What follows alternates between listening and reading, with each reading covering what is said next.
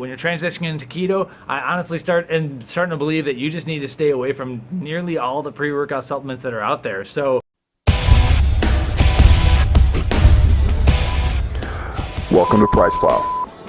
hey YouTube and PricePlow Nation, this is Mike with PricePlow, and I'm rolling through pre-workout ingredients to see what affects my ketone levels when I'm in ketosis and what doesn't, so that we know what to take when we're trying to transition into ketosis. So previously I showed that L-citrulline in pre-workouts does drop my ketone levels at least a little bit, but not so much that I'm worried if you're, once you're deep into ketosis. What about though, Yanni on our channel was asking about beta alanine. So this is the next one. Now previously I've shown that regular L-alanine definitely is terrible for ketosis, and the benefits just aren't there to be taking it. The question is, what about beta alanine? And then the molecules actually look like they're structured a little bit differently, so I'm not sure how similar they're really going to behave. So I'm not really going to compare L-alanine to beta alanine.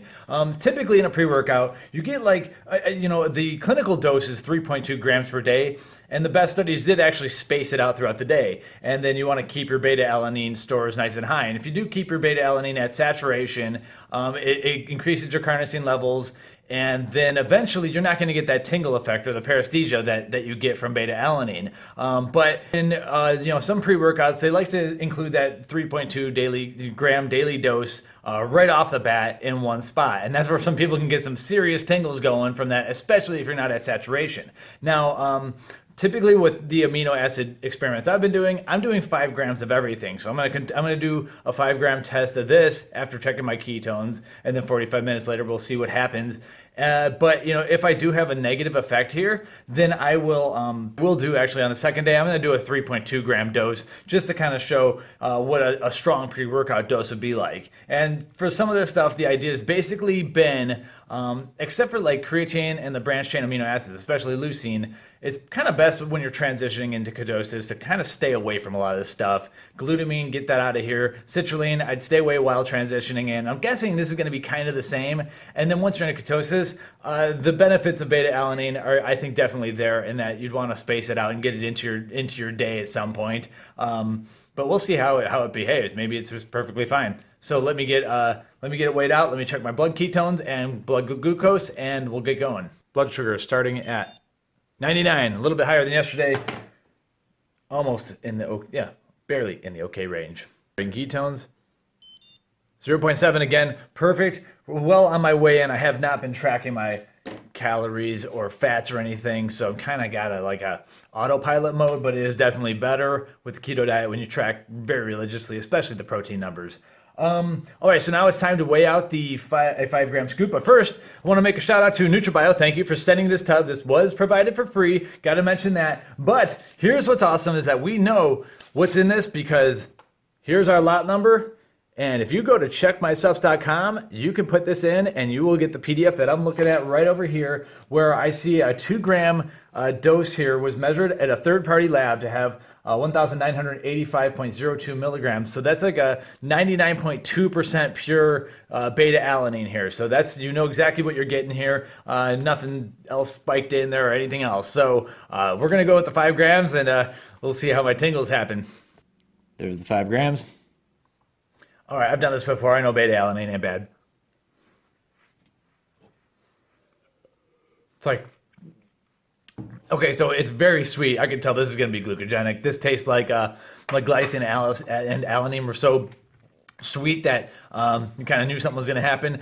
I'm going to guess that I'm going to come in definitely over 100 in my blood sugar in 45 minutes. So that's basically my guess. And I'm thinking tomorrow we're going to have to try it with 3.2 grams to see how much that clinical dose affects me, because I am going over now. I can feel it tingles like on my lips right now. That happens with me. So there was one other time I took the beta alanine, and it's never been on YouTube because they never published it, but I did a podcast with Keto Connect, and they have a podcast called Keto for Normies. And so I actually videotaped my side of that podcast, and since they're not throwing it on YouTube, I think I'm going to go and put it on YouTube myself because it was a Skype conversation. So But what happened in that video is I was talking so much, and I was getting so excited, and I was using so much energy that my ketones spiked like crazy after I took the beta alanine on that video. So when I'm sitting here being normal and just sitting here and working and everything, we'll have a better test to see what really happens here and where we go from 0.7. I'll be back in 45 minutes, and we're gonna have to make a link to that podcast at some point. We're gonna have to put it up ourselves. All right, that was a long 45 minutes.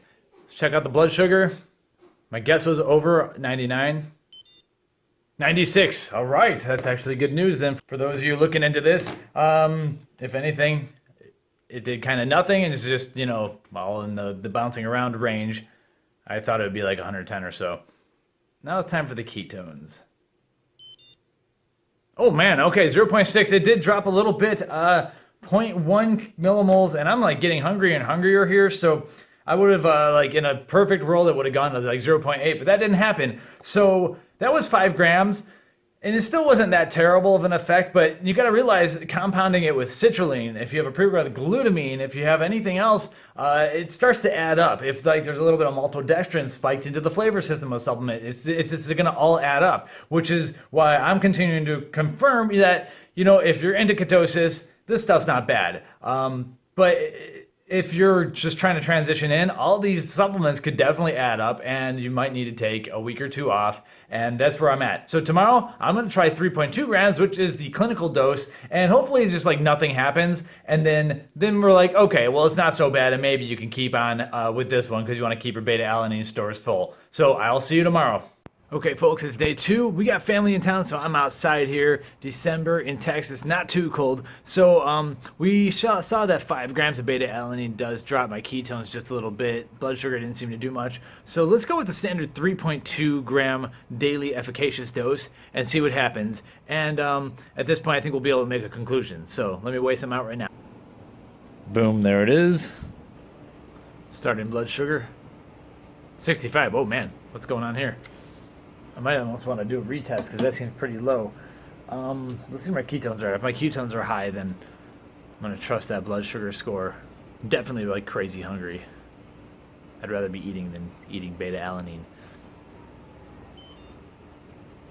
0.5. I'm low on everything. Okay, I'm going to retest the blood sugar. This is good enough of a score to like start the ketone test. Again, I haven't been tracking my macros, which I need to do, but I don't trust the 65 blood sugar, so give me a second here. Blood sugar test. Okay, 76. I think my blood sugar is somewhere in the low 70 range, given the average of those two. Not sure what happened with that blood sugar. So anyway, time to try the beta alanine. Everyone's more worried about ketones anyway. I'm just overall low energy right now. Here we go. Can you see it? Yeah. All right, so we'll be back in 45 minutes with our final conclusion. We're back, and I'll tell you, those tingles got me way worse today than they did yesterday. One of the things that Robert likes to talk about is if you, beyond having your beta alanine at saturation, if you actually take it with a bunch of carbs, it also blunts the tingles. And maybe since my blood sugar is so low or lower than usual, I'm feeling the tingles a little bit more. But man, they got me in the ears, it's in my cheek inside, like where I was just like switching the water around and everything. So, all right, so my blood sugar spiked just a little bit. I barely drank any water or anything like that. And so now the moment of truth. Am I going to end up at 0.4 ketones and technically out of ketosis? Let's find out. Day 2. And that's exactly what happened, 0.4. So, okay, I think at this point we kind of get the idea here. When you're transitioning into ketosis, or if you're at the level where it's, if you're at low levels like I am right now, you want to stay away from beta alanine. And the thing is, a lot of these supplements that have beta alanine in them, they're also going to have things like citrulline or L-arginine, possibly some glutamine. So you got to look at these labels and realize that when you're trying to get into ketosis, there's a lot of stuff out there that can like just add up. And so beta alanine for me, when you're deeper into ketosis, yeah, I think it's fine to take it. Same goes with citrulline, but that's 2 things right there that are definitely looking to be glucogenic or at least anti-ketogenic. And so you gotta kind of tread carefully if you really are concerned about your ketone levels, because there's something in here happening that's spiking the blood sugar and telling your body to go and handle that before it deals with the ketones. So at the end of the day, I'm not hugely worried. And I think, obviously there are benefits to beta alanine for endurance. And if you're going to go train, if you take beta alanine and then go train, you're going to go burn off